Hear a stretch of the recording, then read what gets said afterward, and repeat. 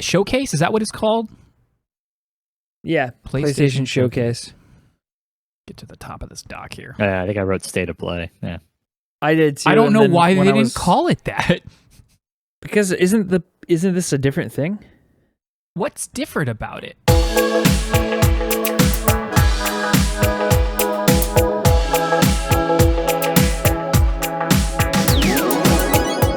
Wake up, everybody. Today is Thursday, September 9th, and we are Never Free to Play, a podcast where we talk about all the video games we wish we were playing. I'm one of your hosts, Karch Pulaski, joined by my co-hosts, Sean Mybers and Jason Wright. If you decide you like us, and holy crap, it's been a month since we've done this, subscribe to us on YouTube and podcast services, or find us on Twitter, where we are at Never Free to Play. If you have questions, comments, thoughts, ideas, feedback, please send it to us at neverfreetoplay@gmail.com. Boys, it's good to be back. Not that we don't see each other, talk to each other constantly in some way or another, but this is the podcast, episode 60, and it's a pretty big one. it is. So, how we doing? Sean, I think you've got some big news for us. I'm excited for it. Let's go. I'll start this off with a small personal bomb of mine, which is I uninstalled something from my Xbox Series S today. Oh, it's not a real surprise. All right, go ahead. No. But I uninstalled Skyrim for my Xbox Series S. Uninstalled. What? Okay. And, you have bad internet, so it's a big decision to uninstall something, because install it is is. a pain. Yeah, it's time consuming. Why did you do that? I was just sitting there and I was like, no, I have no desire to go back and play Skyrim. I've gotten my fill of Skyrim. I feel content and complete with my time with Skyrim. But what about when they add fishing? Yeah. Yeah, he says. Our best video ever, Sean talking about the re-release of Skyrim. And he's thrown away all those views and all. Wow, yeah, that's like, I didn't even think about big old that. slap in the face. Our one shot at success, and I'm just like, nah, I'm done. I don't want to do that. All right, Sean, thanks for taking the show and the channel. Jason, how you doing? I'm doing well. I started a new job this week. That's right. Congratulations.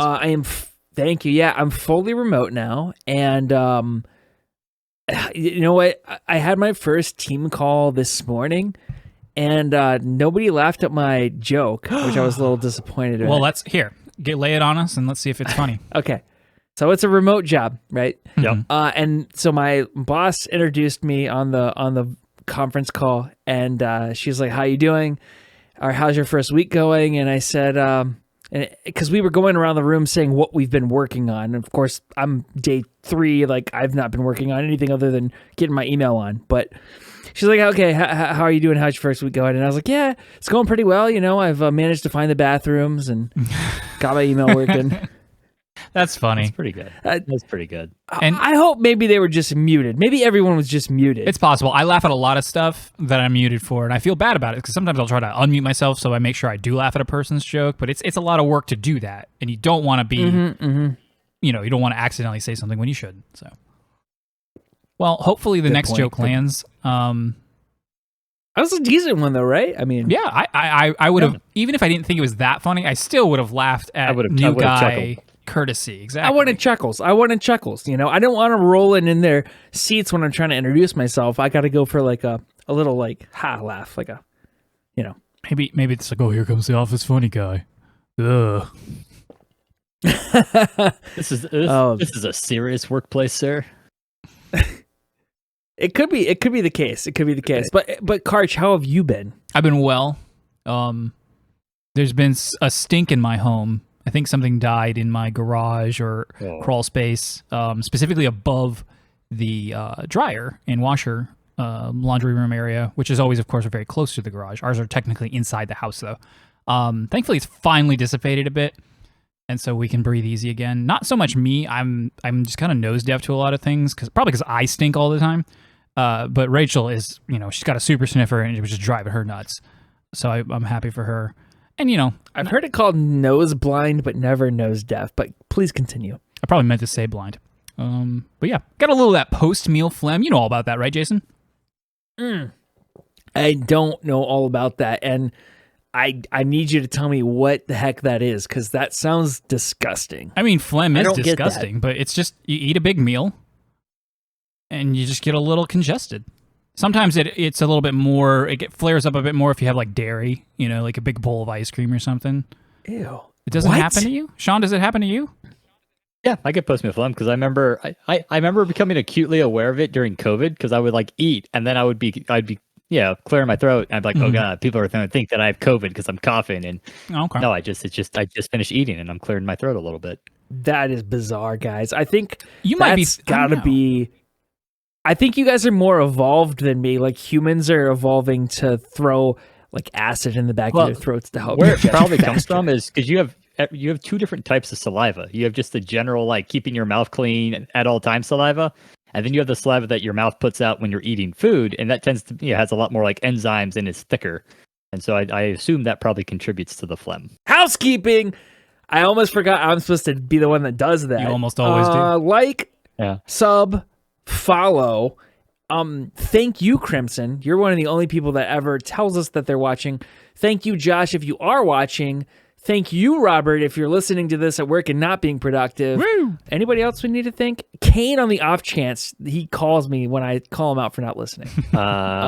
Craig and my dad apparently both watch quite a bit of our content. They don't know what we're talking about, but they are being supportive of their middle child / younger son. Yeah, there you go. That is way more supportive than I would be of any of my family members. Yeah, at most I know that Dave is subscribed, and so he knows when episodes go live, but I don't know if he's ever actually listened to one. So we're here to talk about the PlayStation Showcase, which was their big event today, earlier, actually, on Thursday, September 9th.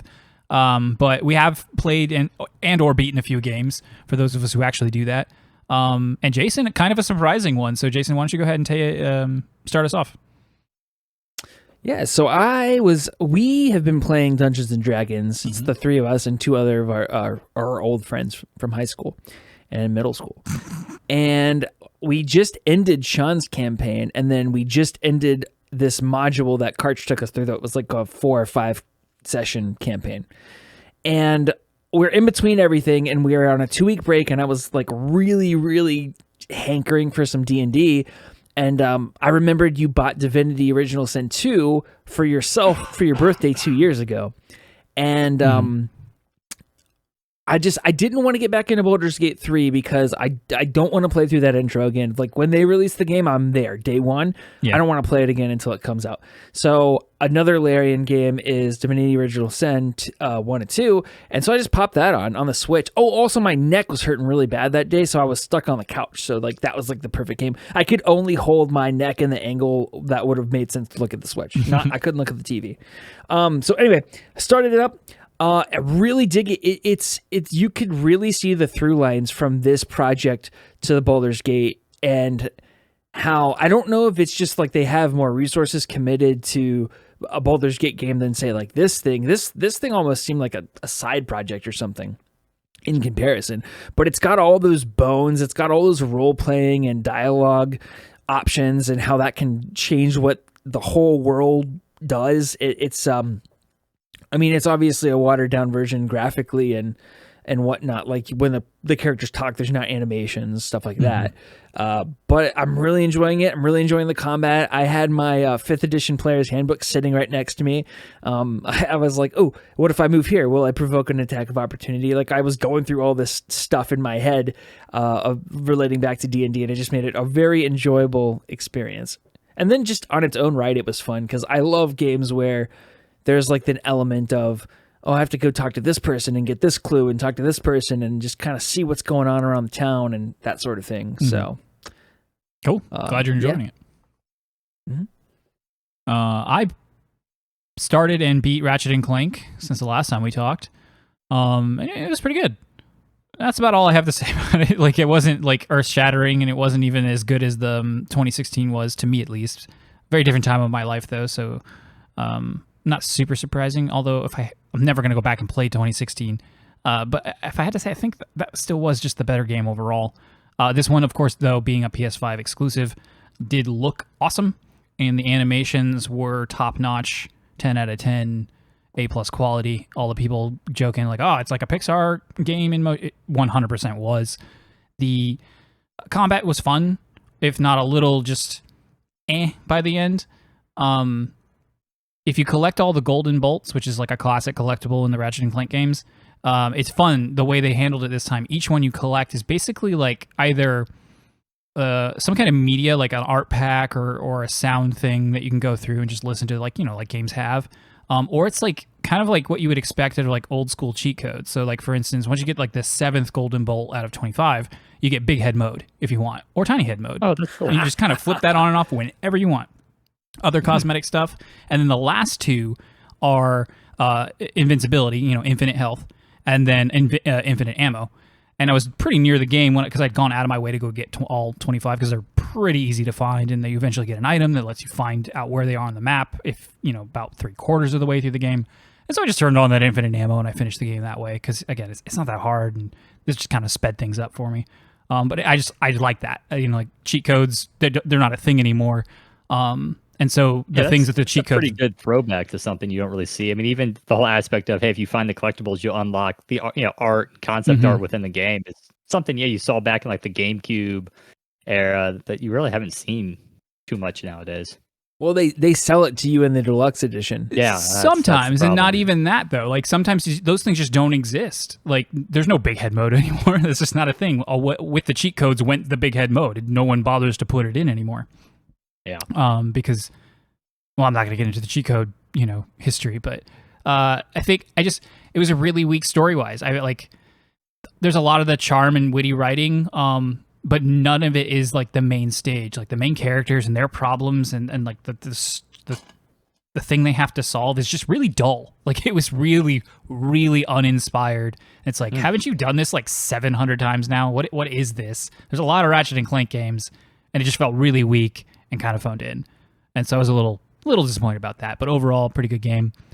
Sure, it's worth $70 if you have a PS5, obviously. Do you think it was a case of, because they had that whole that instant swap between, I can't remember if it was supposed to be time periods or dimensions, or areas, dimensions. Do you think it was a case of they had this gameplay idea but not a good story to go with it? The gameplay, it's window dressing. It's not even really like a mechanic. Oh, really? It's like every now and then you'll be on a battlefield and it's basically just like a warp point from one, and so that's cool. And every now and then platforming, again, it's like a warp point.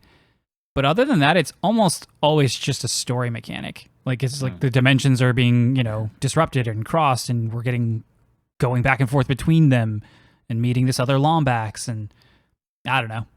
It just wasn't that interesting. It was really not that great, and it's surprising me that anybody, even at the time, because it's already been a few months at this point, or a couple months, that anybody was thinking, oh yeah, this is my game of the year. I'm like, I guess.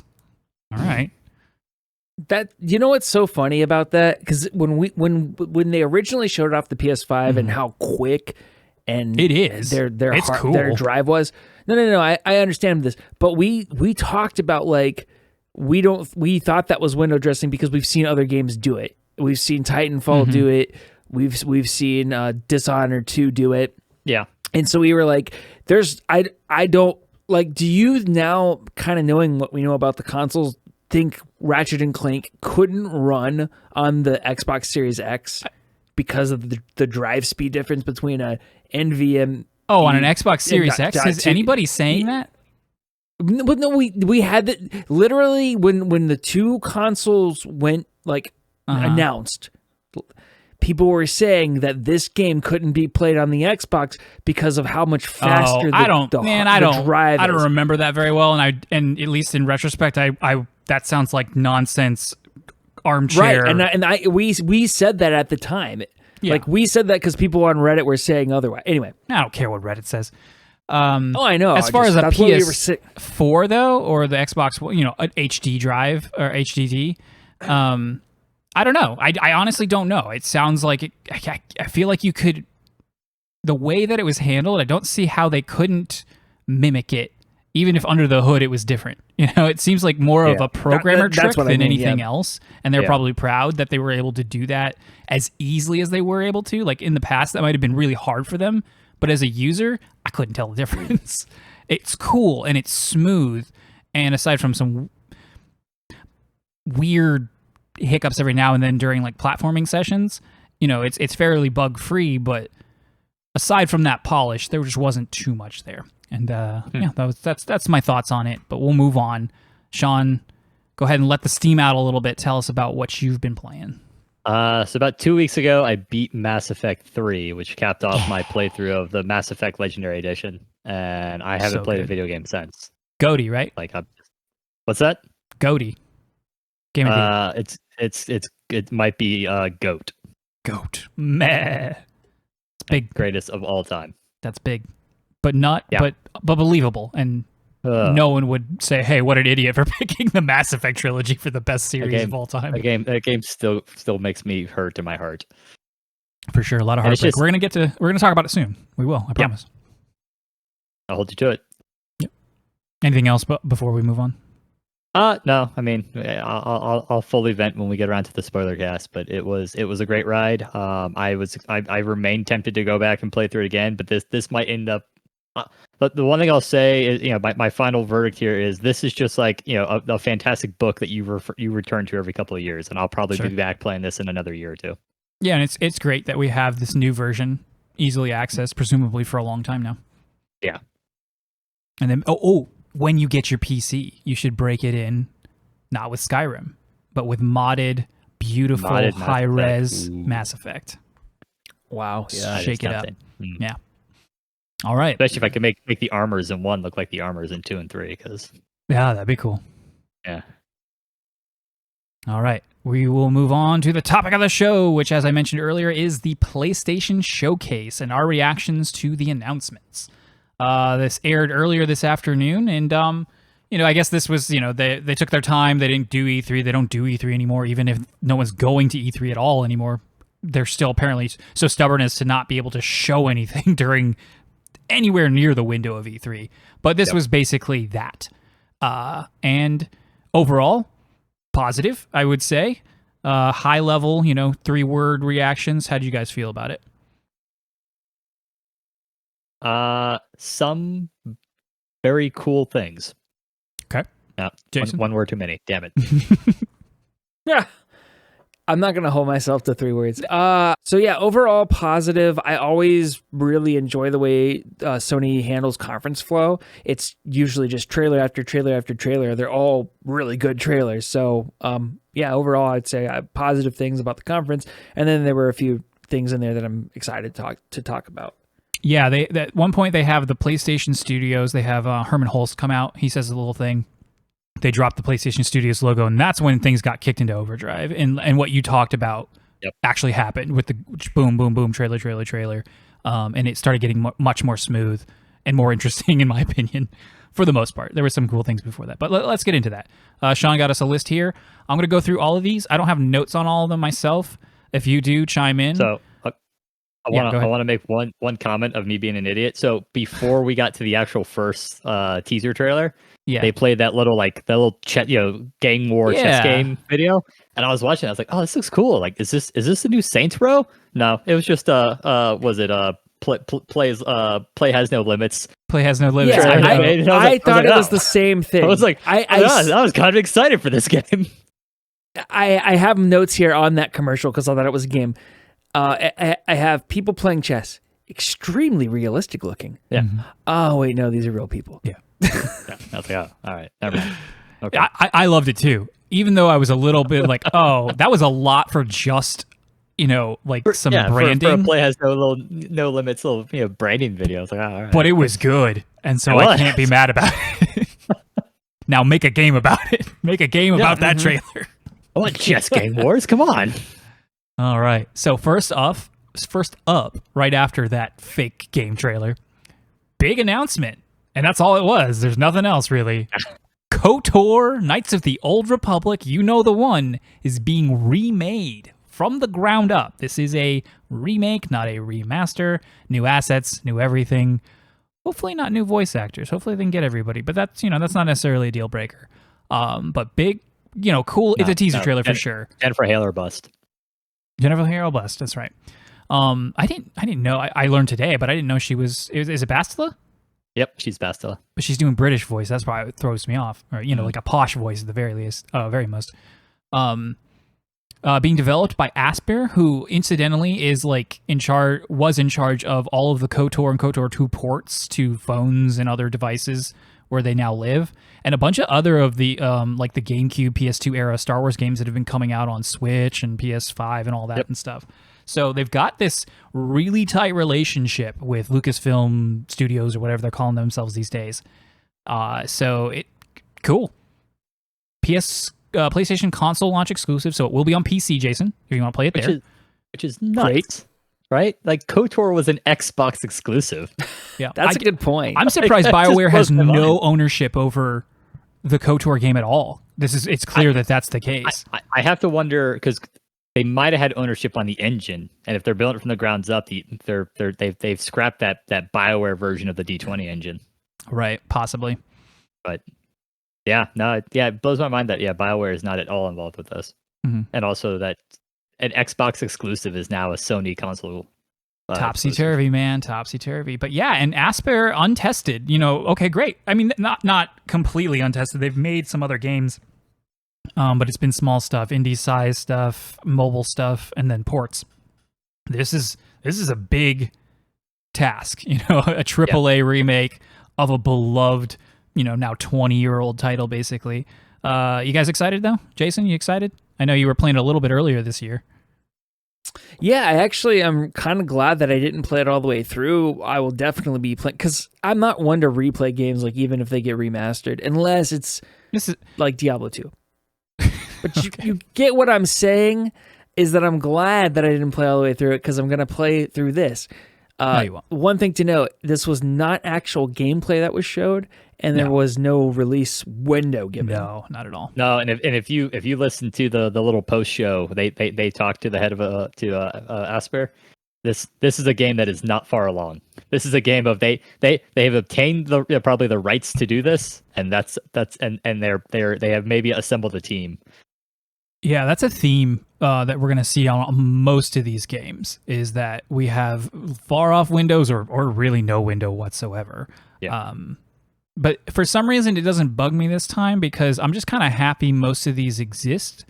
Like, I'm glad to know that it exists in the first place. Like, I had no idea anybody was making a KOTOR remake. That's cool. I'm a little disappointed. I'm like, couldn't we just have made another one? What? Like, especially if you're going to do... So let's talk about that real quick, because we're kind of bookend this conversation with the first thing and the last thing, I think. So we can sit on this for a bit. But obviously, there's no way they do the D20 combat with that kind of like pseudo turn-based action. Real time. Right. More pseudo real time with actual turn-based. Yeah, really running running in the background and turn-based. Mm-hmm. So there's no way they do that. At least not like it was. Maybe at best. At best, it's more Final Fantasy VII-ish. But I think it's going to be like full action, probably, with just a lot of ways to customize your character. That's true. And obviously visuals. How much of the story do you think they're going to touch? I don't think... A lot, none? I think you'll see minimal changes to the story. Big beats? Or do you think they're going to flesh stuff out, though? They might. So you might get some additional side quests. We've seen things actually like that when I don't think it was Asper who did it, but when they did the remasters of Baldur's Gate 1 and 2, they added some additional side quests and some additional potential party members. So we may see that. But this is going to be all the main beats. I think what'll be most interesting is Jason actually talked about it back when he played. He did play a little bit of KOTOR earlier. As demonstrated by the time, it's a very limited world, and the world's not very well populated. I think you'll see. I think that's a big thing you'll see is the environments and the worlds will be much more developed. Cool. Yeah, I don't know. I could go either way on it for right now, story wise. Like a lot of people talking, and I agree with them. It's like especially since Lucasfilm Studios is the main publisher behind this, and they're getting behind all, they're funding Asper basically. The idea, especially with the High Republic stuff coming out, just starting to come out, and more coming out soon. Point. How much of this is going to now have to fit in that canon as Disney now starts to mold stuff that happened before the original trilogy and prequel and all that? We're pretty far away from High Republic in the timeline. Like, I don't remember where that is. Knights of the Old Republic is really, even further back, really earlier than things. Then we're probably safe. Like we're just barely past the hyperspace wars in Knights of the Old Republic, which is really the beginning of the modern era. Yeah, that's true. We're talking like 10,000 years ago. from New Hope. So does this make anybody want to go play SWTOR, Star Wars Online MMO? Yeah, I could do that. Okay, Jason, I would be down. Sweet. Any final thoughts before we move on? Cool. Next up, we had Project Eve, which I didn't rewatch, but I watched most of while I was distracted doing some other things. I was technically working. I like this. I liked every bit of this trailer. It's super Japanese, but actually looks good. It's like somebody put some time and effort into this game. It looks like Nier Automata, but instead of fighting machines, we're fighting monsters. I said that too. Yeah, everybody said that. I didn't get that. I didn't get that. Like the combat looked like Nier Automata. Yeah, it looked like action RPG with the little like wave dash type dodges. There's so much action RPG out there. I don't know. I guess maybe the aesthetics. The whole like destroyed world, and you got a little robot that's coming around with you, that's hovering around telling you things. Yeah. Like maybe I was like I said, I was distracted and I didn't watch it again. I didn't watch it a second time, so maybe I should need to pay attention the next time. But I'm in. So yeah, I'll definitely keep an eye on this one. Mm-hmm. And I'm finding the more I follow a game, the less I want to play it by the end. Not because I feel like I'm spoiled, but I don't know. Something happens to me and I'm like, I don't want to play this anymore. We'll talk about that in the next game coming up, which is Forsaken. This is now the... No? Oh, sorry. All right, that was my next note. I was looking at the wrong list. Which Karch dislikes so much, he skipped it. I did. Tiny Tina's Wonderland, the D&D Borderlands thingamajigger. Sean, take it away. Yeah, so in Borderlands 2, there was a DLC called Bunkers and Badasses, and that was the Borderlands 1 characters playing Bunkers and Badasses, essentially Borderlands D&D with Tiny Tina. And so, and basically what it played out is you imported your regular Borderlands character, but then it was all like you were in the game world. So it was ridiculous and a combination of that Borderlands humor, whether you love it or hate it, combined with a bunch of D&D jokes. And other fiction. Yeah, there was at the time there was a bunch of Game of Thrones jokes in the Bunkers and Badasses DLC. So it's going to be very tongue in cheeky, very nerdy, and then also and of course very irreverent because it's at the end of the day it's Borderlands. Right. Like it's a game that I would definitely like to play if I had the time. I doubt I'll have the time to play it, and therefore I probably won't. It's the same reason I didn't play Borderlands 3. Just doesn't quite make priority for me. Jason? I would want to play Borderlands 3 with Sean. I actually own it on Steam. I don't, what's funny? I literally just said I wanted to play Borderlands, but I remember I didn't like Borderlands, and I don't know why I can't get into it. It's like the gunplay is not a problem. I love looter shooters, but I don't know. I can't get into Borderlands 3. It is nice that this has a release date, though, March 25th of next year. I don't like Borderlands. I was talking to the guys earlier that the series in general, just the aesthetic and the humor and the dialogue and the combat. And that's a game that lives or dies on its humor, especially. Yeah, every checkbox of I don't like this is almost there for me, pretty much. So that'll be a skip for me. So next up, we actually do have Forsaken. I'm right this time. You're talking about irreverent. I'm just going to dive right in. I don't like the dialogue in this game. We've seen it 3 times now. We had a cool teaser. The teaser was cool. I liked it. I wanted more of it. Then the next time we saw it we got this character. She's clearly been transported to this world of magic and whatever. And she's gonna, traverse and fight and whatever. She's kind of spunky, and that was about all we got. So I was like, okay, well, that's sort of interesting. Not exactly what I thought it might be, but... And then now we've got a lot more. We saw some actual combat. We saw basically the premise, which is she literally just gets thrown through a portal into this world, and then she's just dropping F-bombs, but then going back to freaking, and it's just like, okay, make up your mind, or was the trailer trying to just kind of, ease up on the swearing? I couldn't tell because it was just kind of like rubber banding for me, and then I didn't like it. I didn't like any part of it, really, except the combat, but it's not enough to make me want to endure what I had to listen to in the trailer. And I don't know if that's the trailer's fault. Like maybe they cut it poorly. Maybe the dialogue in context just kind of fits better and makes more sense. But this spunky, like, I don't care about anything because I'm too cool attitude. I hated it and I didn't want anything to do with it. Yeah, I largely agree. I'm also confused how Square is developing 2 titles that involve like regular people being sucked into a fantasy world. Because I'll be honest, I saw this and I thought because I haven't seen anything about this before. I've totally apparently missed that this game has been in development, and I thought it was that Final Fantasy. The not 16 or the not 16 one that we've seen recently. Yeah, the not Dark Souls-esque, but more like Sekiro-esque kind of. Yeah, and I thought it was that, and I was like, oh, apparently that game's going to let you pick whether or not your main character is male or female. That's kind of cool. And then now it's a completely different game. Yeah, different game. I was like, all right, cool. Good job, I guess, using the same premise for 2 games there, Square. That's funny. I did not make that connection like you did, Sean.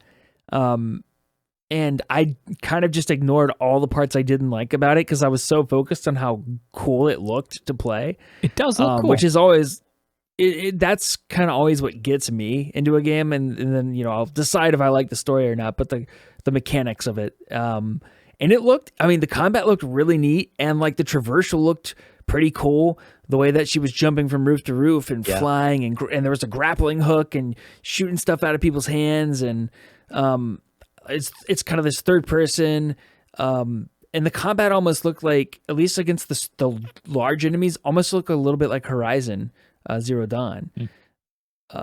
Anyway, yeah, and it's coming spring 2022. I don't know. I could see myself checking this out. Yeah, we'll see. I want to see a slice of it as it's going to be. I need to see all of it in context. I think you benefit from like, hey, show me a level. Yeah, and that way, show me a boss, something. We get a consistent experience of the character going through a level, because that trailer you also don't know like how much am I jumping? Are they jumping me through different things? And like you said, I'm seeing the character at 2 disparate points in the game. Right. And I like I like combat too, obviously, and that's important to me. But like, so just I don't know, something about it just jumped out at me and like so rubbed me the wrong way so quickly. Like and I got a lot of stuff to play. I don't need one more thing on my plate. So if I can just kind of write this off nice and quick. If there's one thing I know about Karch Palashi, it's to not rub him the wrong way so fast. Don't do it. Rub me the right way. And next up is a bunch of stuff, and I want to get to the other thing. What's next? Rainbow Six COVID. That's not right. Extraction. Why? I have nothing to say about this because I have never played a Rainbow Six game.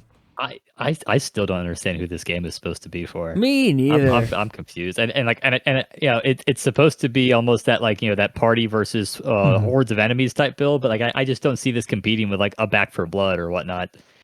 It doesn't seem quite right. Like the same thing. That's a lot saying. Jason loves a good multiplayer game, and he's already. It's like, who wants this? Well, I don't like Rainbow Six Siege, so I just assume I won't like this. That's probably a good assumption. It's like shoehorning in. I mean, Siege is a PvP game, and this is like very much shoehorning in. We'll see. Well, Ubisoft sucks. So, all right. Next up, we have Alan Wake Remaster. Speaking of PlayStation games, I'm pretty sure this was an Xbox exclusive back when it came out. Really? I don't remember. Maybe. I think so. And also, did you notice this was published by Epic Games? I did not know. Once I realized it was Alan Wake, I just kind of, like I said, I tuned out. I was like, I'll watch the trailer later. I was just I was busy, so. Well, I just find that interesting. Did they buy Remedy? Because remember when Remedy brought, oh gosh, help me out on their last Control. AAA title. Yeah, Control. Well, to the PC, it was an Epic Game Store exclusive. It was one of those that took the deal to like make more money to be exclusive on there. I suppose it's possible. I mean, no, they have not bought them. That is not news that I've heard. But relationship could be in the works. So, also, yes, Alan Wake was an Xbox 360 exclusive. Cool. So one more stolen away. Now it's on PlayStation. But you know what? I've heard really good things. I do like what I've seen of Remedy, and of course what I've played of Remedy. So yeah, I'll check this out. People say a lot of good things about it, and I like coming out the eerie kind of like what's the paranormal theme that this game promises to bring. And it's coming out October 5th. Oh, that's really soon. Maybe this was already announced and I just didn't realize it. I'm gonna skip the GTA 5 stuff. Is that cool? Yeah. Stop. Stop. Stop. Yeah. It's egregious. Skyrim it's like a beautiful smelling rose with its re-releases compared to the GTA 5 re-releases. Because at least at this point, like Bethesda's doing stuff. As Bethesda and Rockstar have decided to troll everyone. It's a competition. They're gonna see who is. They're playing chicken with each other. Like, nah, I'm doing the next Elder Scrolls game. I'm not doing the next GTA game. Well, who's gonna give first? That's what happened to the Kanye and Drake albums. And then you know what happened? Over my head. Kanye's producers just released his. I did without hear his that, permission, and he was super upset about it. Oh no, because he wanted to go after Drake. Anyway, sounds like fake drama. And then we have something that looked cool that I've heard of and will never play, but I respect that it's there. Ghostwire Tokyo. Any thoughts on Ghostwire Tokyo? This looked like the magic and like the Doctor Strange-esque sigils and whatnot look cool, and then the rest of the game looked very generic. It does have a bit of that, which is a complaint from fans of the other Ghostwire games, which I believe have a more like kind of spooky horror bend, whereas this one is really action heavy. And that was a concern. It seems to be they're just taking it in a different direction, and I know it's had some hiccups on the Easy Allies talks about it a lot, so it's the only reason I know so much about this game. But there's been some hiccups as far as like people on the project leaving or it shifting hands to other stuff. So, Jason, what do you think? You like generic stuff? Shut up. Isn't this a Bethesda game? It is, or one was of the studios that Bethesda owns, I think. Okay. I just found it interesting that there was no Bethesda branding on this whatsoever, and they were recently purchased by Microsoft. Yeah, I mean it might be a ZeniMax. I wonder if that has something to do with it. Well, they're pulling. That's Arcane and then Bethesda as well, technically, right. But yeah, I don't think so. But I wasn't. Yeah. I'm not. That's the thing is, I think Ghostwire is one of the studios that Bethesda owns, and then Bethesda. Well, either way, I wonder if Microsoft is somehow pulling people off this or deprioritizing it, because Possibly. it's a console exclusive to Sony. No. If like I said, no, because Microsoft is still all about getting people to play games on PC. That's still a win for them. Yeah, but it might not be on Xbox PC. No, maybe. I'm with you, Sean. I'm with you, Sean. I just it's just interesting. I mean, ever since Microsoft bought Bethesda, this game's gotten like delayed, and we're hearing about all these problems. It was having those before. I promise it was having those before. Yeah. All right, like those conspiracy theories, as fun as they are to say, because I had another one. I was gonna throw one out there myself. I was like, oh, wouldn't that be funny if they were just tanking it? People don't do that. Nobody tanks projects like that are worth literally like tens of millions of dollars. Next up, we had more Marvel's Guardians of the Galaxy. I guess we got to see a little bit more of the story. I just didn't pay attention because I liked what I saw, and I didn't want to see any more because I knew they wouldn't be able to show me anything that I would want to see, and I think I was right on that. What little I did pay attention to. This trailer made the game seem worse. Really? I thought this trailer made it seem better. Really? You had a terrible opinion of it at first, though. I don't think you watched the right trailer the first time. Like gameplay and all that, but it's just the dialogue seemed bad. Yeah, like it felt too forced, and then they're dealing with some pretty far out things, but like there are several like big hitters in the series that they're pulling in for this, and it's like this seems like they've overextended how much of the lore they're big into, and then I have serious concerns about the writing now. Yeah, that's so funny because literally everything you said, I thought those same exact things. That the humor seemed forced. Everything you said is how I felt about the first trailer, and then I thought this was an improvement on that. That's so funny. I think right. Like Forsaken, I'm hoping this is just a bad cut trailer. Because what we saw we saw a lengthy trailer at E3, and then we saw a really long, uninterrupted gameplay segment. And I think it shows that it works better when it's all flowing together like it's supposed to. You know what's funny? I didn't watch that. That may have changed you guys' kind of opinion on that original trailer because I didn't watch the after thing anyway. No, and you wouldn't have because it was long. It was like 20 minutes. Square's conference was weird.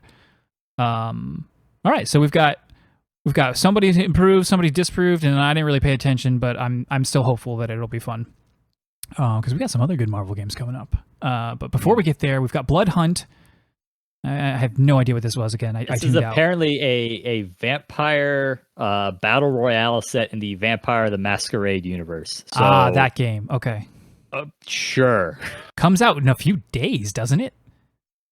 It looked pretty complete. It says I could believe that. PS5 2021 is all it said. Guardians of the Galaxy is October 26th. Is it that soon? Yeah. Oh my goodness. Right. Wow, that snuck up on me. Yeah. All right, maybe I won't play it because, like I said, my dance card is punched and then some. There's almost no paper left on that thing. Metroid. Mm-hmm. All right, then we had Deathloop. For what I'm told is, it made a full circuit of every single PlayStation presents state of play presentation thing. If there was one, there was a Deathloop trailer, and it's been 1 year since it was announced and shown. So that's how many times we've seen it. Probably 7 times now. And I'm tired of seeing it. I don't want to see this game anymore. I just want it to release so people will stop talking about Deathloop. Still looks cool. It does probably look the cool, weakest trailer though, if I had to say. Yeah, there's nothing new to say there. The trailer didn't give us anything new. Just let's release Deathloop and get into it. I'm confused. I was about to say I feel bad for the for Arcane having to put together all these trailers. Eventually you would feel like there's nothing left in the chamber, man. But don't they have a say, or does Sony was part of the contract? Sony gets to choose when to use it, and they're like, nah, we hate you now. This was fun, but now it's not fun anymore because you're owned by our biggest competitor. So you keep making trailer after trailer, and we're going to keep showing this game. That's what it was. This is the game. This is what the thing was where Sony's tanking it because they're mad that they don't, that no matter what happens, money does go to Microsoft. Yeah. But I don't know. Hey, question for you on this one. Mm-hmm. I agree with you. I don't want to see any more of this game. One of the things I noticed in the trailer, and maybe they've all been like this, it's kind of this what do you call it? Tarantino. Yeah, like a Grindhouse film.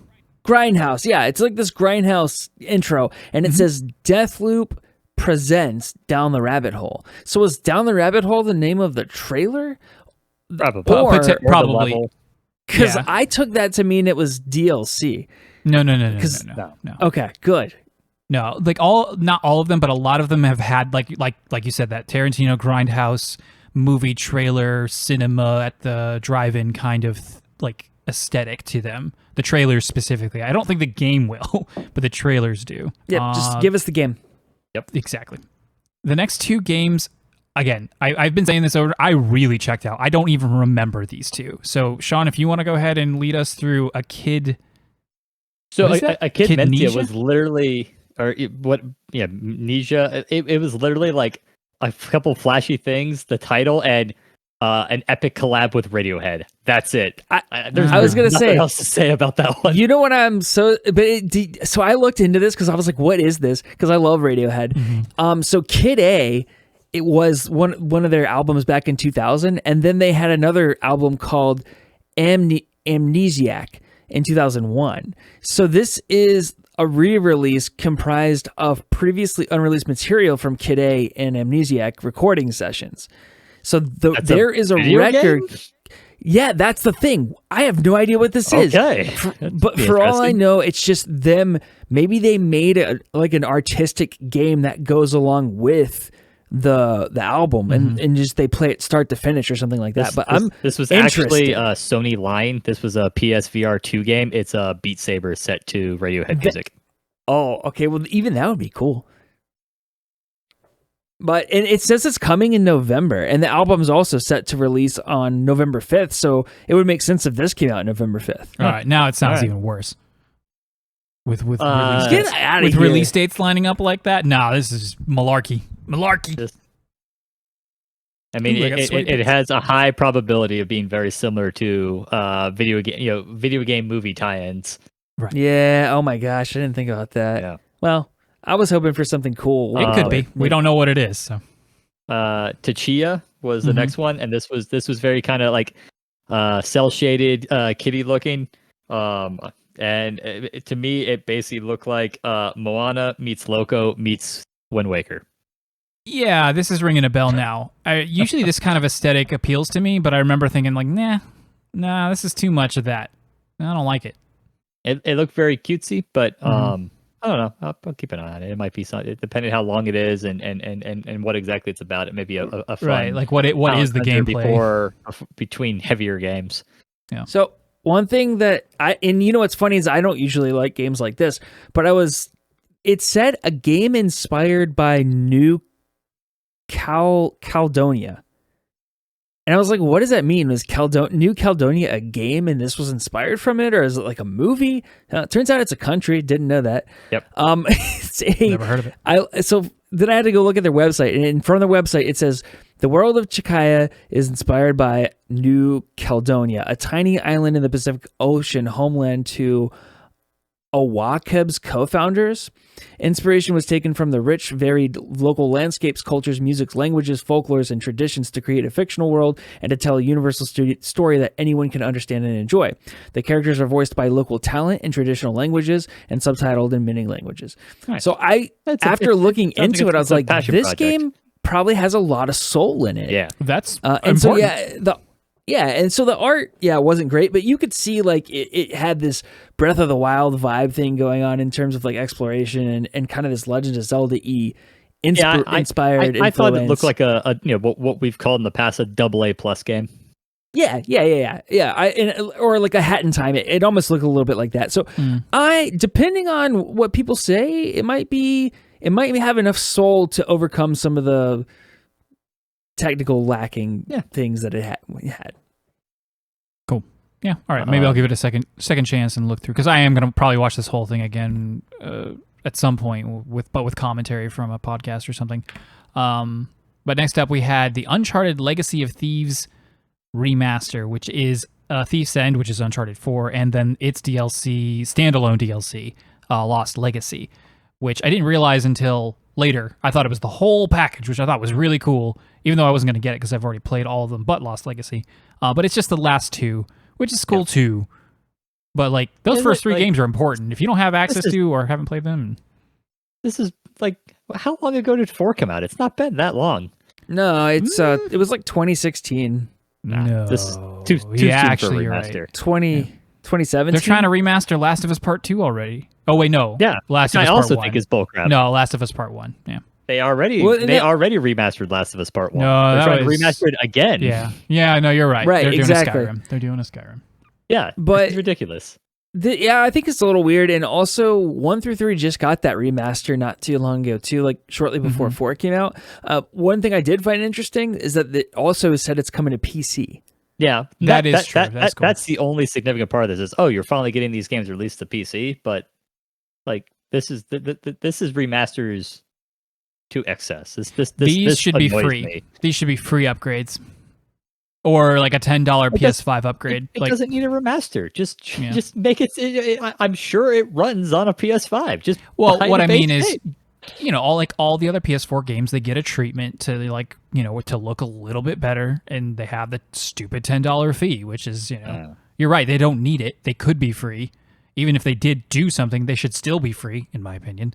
I get FPS boosts on Xbox games on my series that don't cost me nothing. It's the best part about Xbox. Well, that and Game Pass. But all right, good stuff. Here we go. Nothing to talk about except the fact that it exists. Marvel's Wolverine by Insomniac Studios, whatever they're called. Whew, that was good. How busy is Insomniac right now? Super busy. Are we excited? Yeah, of course, because we're finally also, like, because we've had Logan and just where we are in gaming, we're actually in a space where we can have a legitimate Wolverine game. Like Wolverine can be full on Wolverine in a game, as opposed to like smacking people with the side of his claws or just the screen just flashy when he claws people, as opposed to like killing robots. Wolverine's a visceral character. Mm-hmm. Jason, excited? I am excited. I freaking love Wolverine. It's probably really like basic of me to like Wolverine as much as I did he's growing super cool. up. He's super. But I freaking love Wolverine, man. Wolverine and Cyclops are awesome. So also to note on this one, and maybe this is actually more of a question, but now that Disney owns Marvel and bought that 20th Century Fox, yeah. right? This game could not have happened like 2 years ago or three, or whatever that was. I don't think they own the gaming license. Movie rights and game rights are two separate things.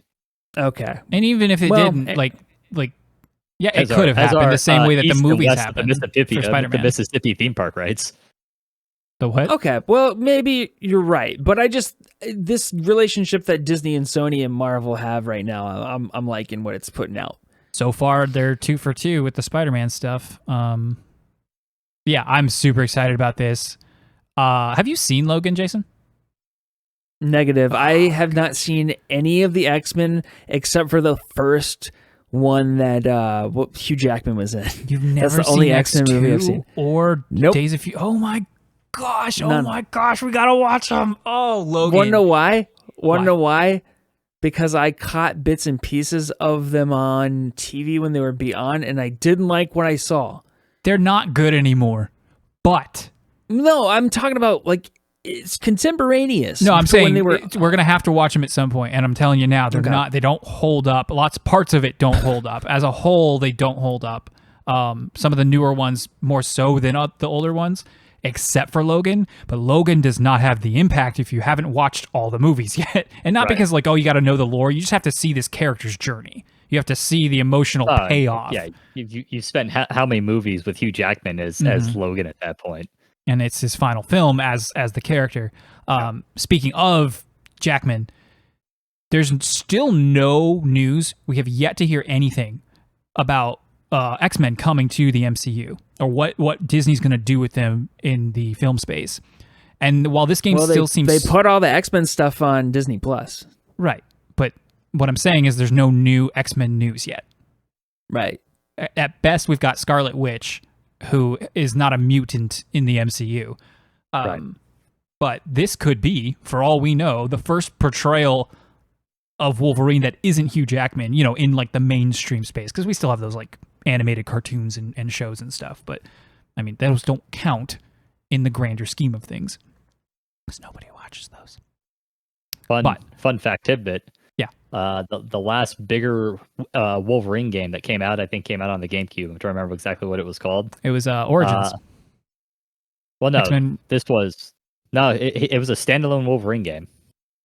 I know what you're talking. That was a cool game. It was. Yeah, that was do you know? No, because it was called something else. It wasn't a movie tie-in game. It wasn't. Do you know? All right, go ahead. Maybe it was. Maybe it was a work. Yeah, maybe you're right. But do you know who voiced Logan in that game? Who? Mark Hamill. Nice. Very interesting. I can't hear that, so I'd have to see it. I have to check it out to see how good a job he does. Was it X2 Wolverine's Revenge? No. An action beat 'em up released in 2003 for the. Well, I'm pretty sure that was. We played it at your house, Jason. You rented it. I remember. Yes. I know which one he's talking about because the opening scene is him coming out of the machine that makes him into like the Weapon X. And you get to run through naked and kill the people, and it was brutal. It was like it was an M-rated, like Sean said, you got to do the actual killing for a change. Was that a tie-in or not? I don't remember. As long as we're talking about X-Men real quick, I just want to say how awesome the animated theme song is. It is really good. In a way that's like not great, but it is at the same time. You knew what it was. I did. And then at the end when it was building up to the getting into the show, it'd be like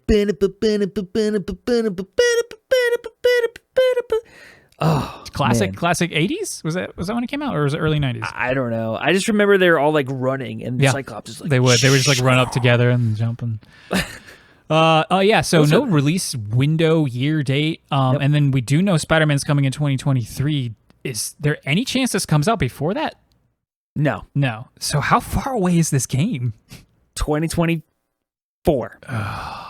That's maybe it's a different it's got to be a different Insomniac. Like which one of their teams is working on this? I don't know how many teams they have, but presumably Sony's pumping even more money into them.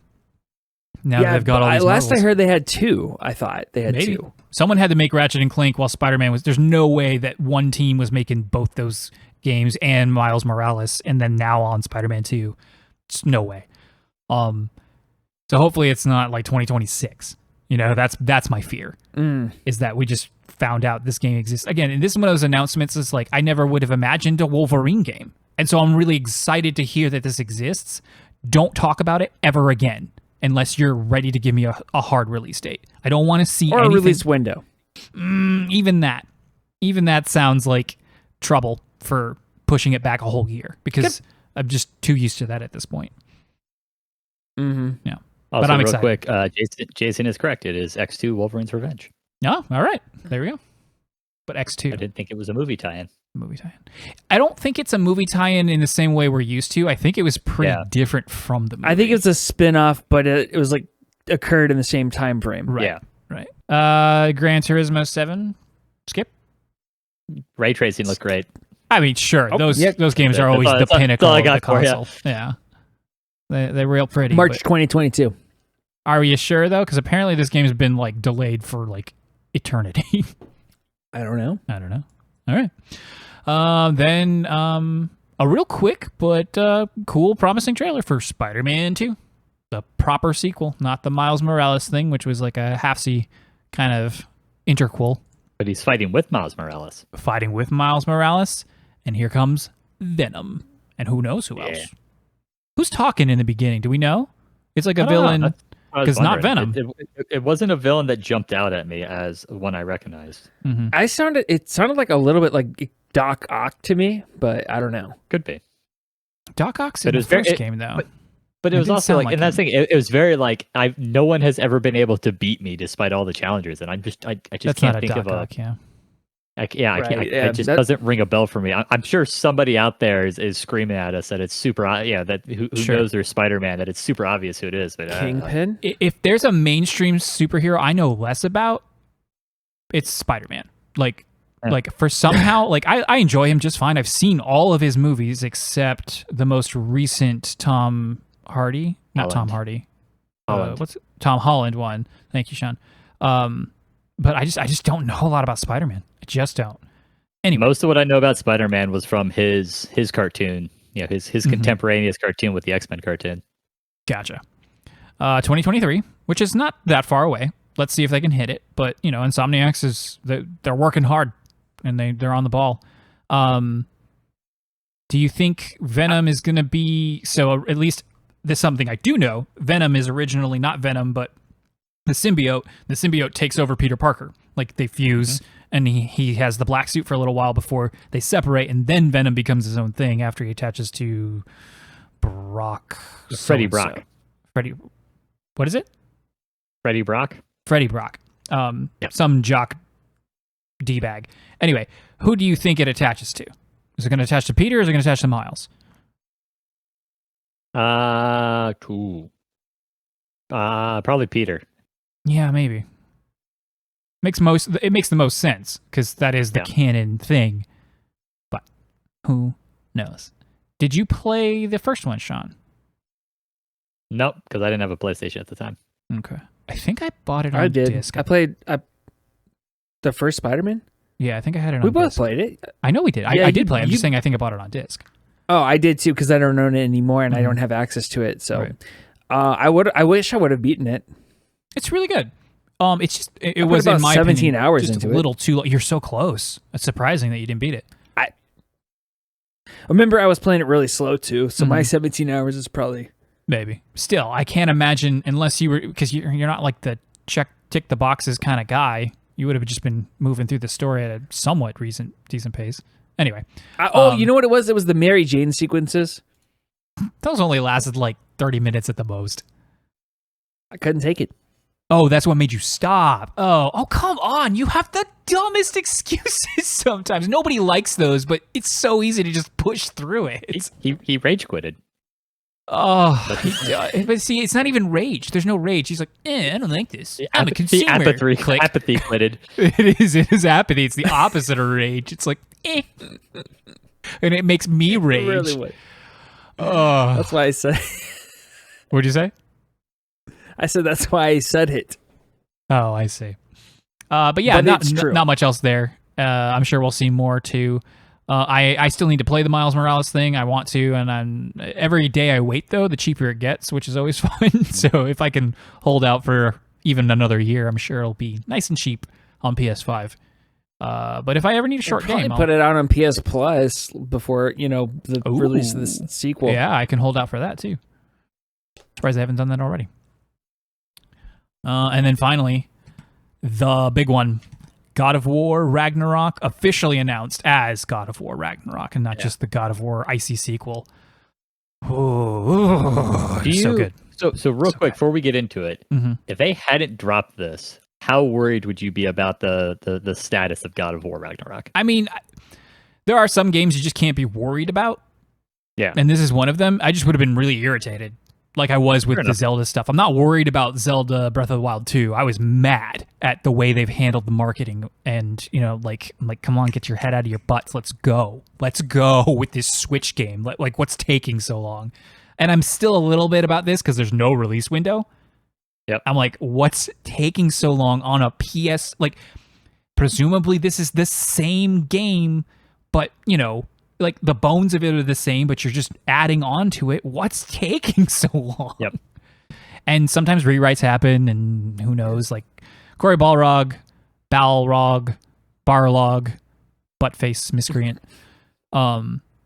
He's not directing it, which I think was already known quietly. Like it might have been mentioned like a few months ago or whatever. But he's not super on hands with this one, but he was still very much involved. But yeah, let's, and they claimed in the post show that's standard for Santa Monica. That usually they Sure. rotate through game directors in order to one, keep people from burning out, and two, to bring in fresh perspective. Yeah, he was at the front and center of this game's press circuit. So it's easy to think, oh no, like what are they going to do without him? But I just don't get the feeling that the game's going to suffer without him being like directly in control of it by directing it. I think it's fine. And this trailer tells me that I'm just getting exactly what I wanted. Well, and the guy who is directing, I think he worked on God of War 2. So you have a guy he worked on all of them. Yeah, you have a guy in some capacity who has history with God of War. Perfect. Eric Fine. Williams. Yeah. Cool. So yeah, just stepping through this trailer a bit. It's a few years later. Atreus is a big boy now, and I miss cute Atreus already. I liked little boy Atreus, and now we have big, grumpy, ugly-faced teenager Atreus. I don't like his dumb teenager face. He's got a big nose. Do any of us ever like dumb teenager faces? No. I mean, somebody thought I was cute, and then she married me, but... Kratos looks... he looks a little more haggard, which is saying something because he already looked haggard in the first one. Because, he's the god of war. Dope new sled for traversal. So instead of your boat, everything's frozen, and now you're sledding with wolves on the icy tundra, which is awesome. We also did see the canoe, but I'm very excited for bobsledding Kratos. Oh yeah, at least in Midgard. Yeah. The boat can be used elsewhere. Speaking of elsewhere, this wasn't in the trailer. There were two pieces of information, very important pieces of information that were in like the post stuff that I read on the blog, and I'm sure it was in the video. We're going to go to all 9 realms. Technically, we only went to the 6 before because Vanaheim's, Svartalfheim, and Asgard were off limits. They were locked. Asgard and Vanaheim are where the other gods like dwell. There's like the 2 kinds, and that's where they dwell. And then the Svartal place is where the dwarves live. And so we'll get to go to see the dwarves' home, which is great because the dwarves were some of the best parts of that game. And then the other big piece of information, this is really big, is this is the conclusion of the Norse mythology. So obviously not necessarily end of the God of War series, but this isn't going to be some trilogy or even 5 game spanning thing. We're gonna tie it up with Ragnarok, which of course makes sense because Ragnarok is the end of the world. Which is there's gonna be a lot in this game apparently, which I'm super excited for. Yeah. I think the big thing for me that summed up the excitement was he threw the Leviathan axe at one point, and we got that hefty whoop when that thing came back in his hand, and I was like, yeah, okay, just give me the game already. Like let's just do this. So excited. The voice act, I know the voice actor. I looked him up and I've seen him in a few things. Nothing like super mainstream. He was in Sons of Anarchy. He was in a few episodes of Bosch, which I watched recently. That's where I recognized him from. He's like a big biker dude. Oh, for Thor? For Thor, yeah. I can't remember his name right now off the top of my head. But yeah, his quote's like, you seem like a calm and reasonable person.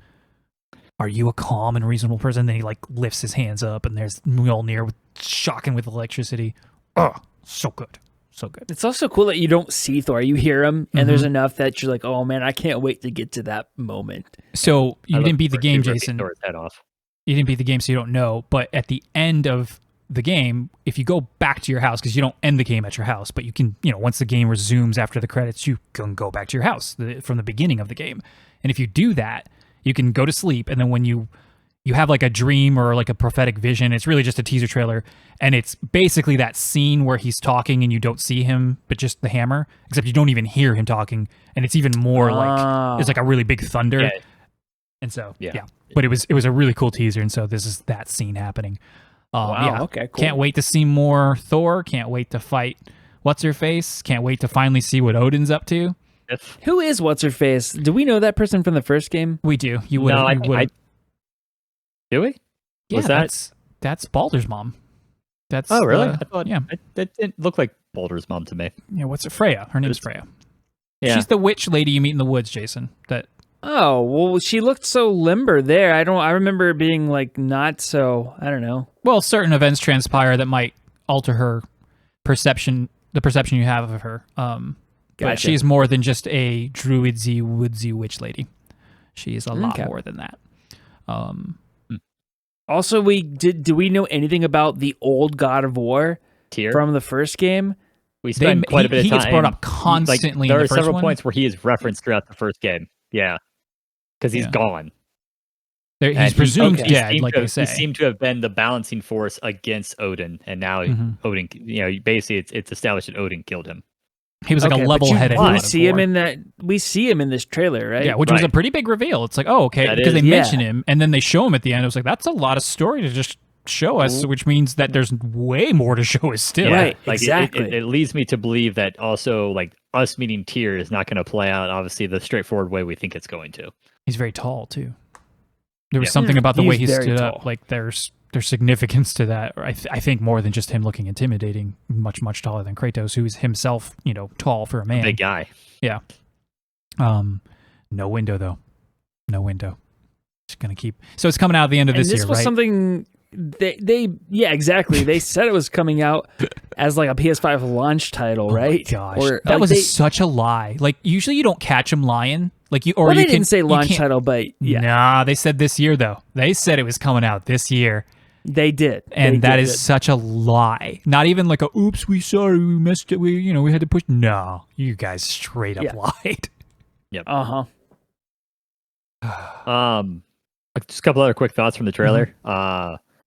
It looks like bigger enemy diversity. Yeah, that was a note I had too. A lot of animals, a lot of different types of guys. Because it got a little like besides bosses, and even some of the bosses were just kind of bigger versions of other bosses. Right. Or it looks like we have more enemy diversity. And then the other thing was there's a shot there, and this looks like it must be one of the other realms. When he's in the canoe, you're in like a village. Like there's villagers rolling around in like a town in the background. Yeah, like because the other game was really besides the dwarves and Freya was you and Atreus and obviously the talking head. Yeah. So it looks like we're going to interact or at least see some more of civilization this time that isn't innately hostile towards us. Yeah, definitely lacking the first one, but yeah, it's cool. It was a nice turn in the first one. I enjoyed this. The solitude of the first one was a very. I'm sure it was a one part we don't want to overstretch ourselves choice and another part of an environmental design choice. It made sense, but only in certain areas. Like when you go to Elfheim and you fight, and the Dark Elves have just taken over, but like you literally see where is everybody? Where is everybody? It's only combatants. Like it doesn't make any sense. It just didn't make sense, and I was bummed. Like I went to this world, this entire other realm, and there was nobody there. But now we're just complaining about the first one, and I don't want to do that. But enemy diversity, yes. Giant lizard gator thing, awesome. Centaurs, cool. The same enemies from before, like a somewhat humanoid, like a dire bear looking thing. Mm-hmm. Yeah, like a half. Some kind of weird hybrid thing. Yeah. But I'm excited. Yeah, and they had, if you haven't played it yet, or at least gotten to a certain point, they had no qualms showing off the Blades of Chaos. Yeah. They're like, yeah, they're in the game. I was gonna mention that. Yeah, Which was the biggest twist in the first game. It's a pretty cool and important moment. But again, it's like it's been 3 years now, so I'm excited. My number one most anticipated game, probably behind Silksong. So Silksong number 1, God of War number 2. No, this is what I'm most excited for. Sure. Jason, we talked a lot about that. What are your thoughts on the trailer? I thought it was awesome. It makes me want to play it, want to get a PS5, and that's what I said from the beginning is when this game comes out, that's when I'll get a PS5. I'm starting to wonder if that's going to be true anymore, because I'm not willing to shark one at the moment, and I don't know when this game's coming out, so... Right. Anyway, yeah, I would say this and Ratchet and Clank were the two that, from the launch reveal, that I was most excited about. Now this is, they haven't said otherwise. We were originally told this was going to be a PS4, PS5 cross-release, right? Still looks like it. Like, this game looks like a PS4 game. Like the best PS4 game you've ever seen. Yeah. Design-wise, it's the Halo 4 on the Xbox 360. It's as much as the console can pull off. Right. And I'm sure we saw PS5 footage. I do not feel sorry for you, Sean, if you're going to try to play this on a base PS4. I hope they've figured it out. Is all I can say. It's fine. I'll curl up with a book so that I can get through my 5-minute loading screens, and life will be fine. Yeah, there you go. As long as I got the stable frame rate. I'll play Mass Effect during the load time since that's on the Series S. There you go. Hey, Karch, one thing to note on this one that I found interesting. So in a lot of the games that they either didn't give a release window or they only gave a release window, a lot of those trailers said that this is not actual gameplay footage. In this case, on the God of War trailer, it said footage captured on PS5. So right. No, there's a lot here. There's a lot of gameplay. Yeah. I could see this coming out in 2022. Close. This wouldn't surprise me if it came out in 2022 because we're talking 4.5 years later, like holiday 2022. So holiday next year would be 4.5 years since the original. That's a totally reasonable amount of time for a game that is more or less coming off of the same, I'm assuming, again, Foundation is the other one. Running on the same engine. Right. And all the bones, all the groundwork's been laid, and we just had to, change everything, but it's still there. But who knows? Do you really think it's going to be that far out? Holiday 2022? That's almost a year away.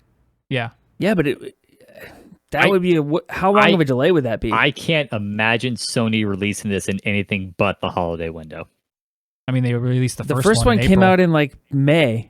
April. Yeah, but you have to remember that the first one, as great as it looked, was also this semi reboot of the series. But it's got a war. It could have carried the holiday.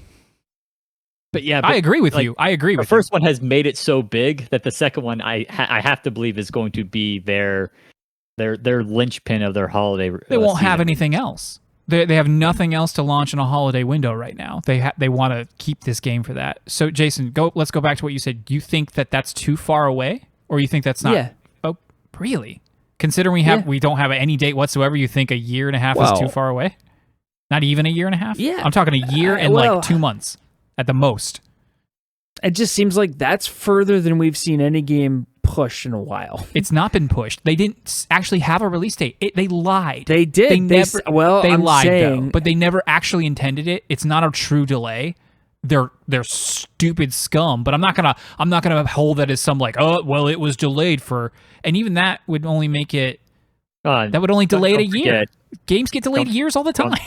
Don't forget that, COVID also could have impacted things. Sure, I believe that 100%. What I don't believe is that this game was ever, under any circumstance, going to come out at the end of this year. They were never, when they said it would. When they said, this is coming at the end of 2021, that was a lie. No one actually thought that. I've heard people say that at my work when I know for a fact that was a lie, but we say it to people anyway because it's what they want to hear. Anyway, it looks cool. It looks cool. Is there anything that wasn't here that you thought might be? Bridge of Spirits. I was gonna say Kana. Yeah, maybe it's just a final hey, guess what's coming out in literally a week and a half. Right. Mm-hmm. I would say, did we have a release date for that now? Yeah, it's the 21st. Okay, so maybe not then. Yeah. I mean, we got a bunch of Horizon earlier in the year, so I really wasn't shocked that we didn't get to see more of that. I don't want to though. Like, just give me the game. I know. Sorry, I said I wasn't shocked because we've seen enough of that. Oh, now. wasn't. Sorry. Yeah. Yeah. Sorry. So anything else you were expecting? Maybe. No, they gave me everything I expected. I maybe would have liked to see. I don't know. No, I think I saw everything I wanted to see. I would have liked to have gotten something for Final Fantasy VII Remake Part 2, but that's just dreaming. I didn't even think about that. I was thinking about Final Fantasy 16 though. We haven't seen a thing about it since that trailer dropped, and I thought it was a PlayStation thing when it did, and I thought maybe this big event they might show it again. But now I probably won't see it. If I do at all this year, it probably won't be till the Game Awards. That's it. Those were all the games. I'm excited for most of the ones that I was excited for, if that makes any sense. Wait, you're not excited for Gran Turismo 7? I'm not. I am not. I haven't played a racing game in like 20 years. A non-Mario Kart racing game. Let me clarify. Yeah, of course. Kind of shows you though that Sony has like the console itself clearly has games coming, but like Sony Studios still a little kind of behind the 8 ball, you know? Like Spider-Man 2 is not the only. That's the wrong phrase, but like, I mean, with the exception of Insomniac, who's got Guardians of the Galaxy coming out next month, and that's Square. It is. Never mind. Mm-hmm. Yeah, they've got. Are you just saying that? Are you just saying that because there haven't been many first-party games in this launch window of the PS5? We can teaser our next podcast discussion, which is going to be: Did this generation? How has this generation done thus far? Which is we should let's great. save that then. Right, yeah. this is a teaser for that. We will talk about Sony, potentially lackluster showing of first party titles next time on Never Free to Play. Bye. No, you don't get to do it. It's a podcast. I get to do it. Later, Skater. I love video games. I hate Karch, and I love you two lovely NFers. Y'all have a fantastic week. We will try, but we are never free to play.